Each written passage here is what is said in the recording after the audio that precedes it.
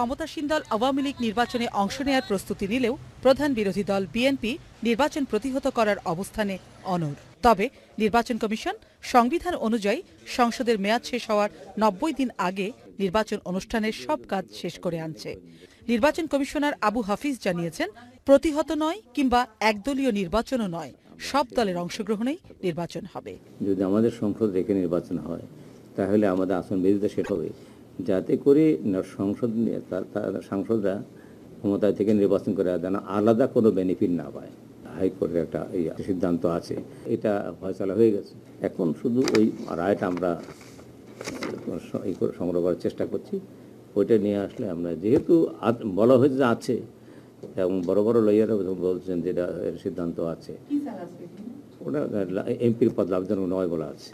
তিনি আরও জানান, যেহেতু সংসদ বহাল রেখে এবারই প্রথম নির্বাচন হতে যাচ্ছে, সেজন্য যারা ক্ষমতায় থাকবে এবং যারা ক্ষমতার বাইরে থাকবে সবার জন্য সমান ক্ষেত্র তৈরি করতে যুক্তরাজ্য, অস্ট্রেলিয়া, মালয়েশিয়া এবং ভারতের ওয়েস্টমিনিস্টার পদ্ধতি অনুযায়ী নির্বাচনী আচরণবিধি তৈরির কাজ শুরু করেছে ইসি। তাদের যেটুকু আইনে আছে তাদের সাথে আমাদের আইনটা আরও বেশি থাকবে, আরও কঠোর আইন থাকবে।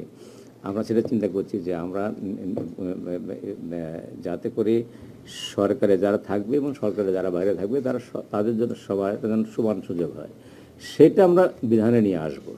আইন বানিয়ে সেটাকে কঠোরভাবে প্রয়োগ করার মাধ্যমে আমরা চেষ্টা করব যে লেভেল প্লেইং ফিল্ড যেন এনশিওর হয়ে যায়।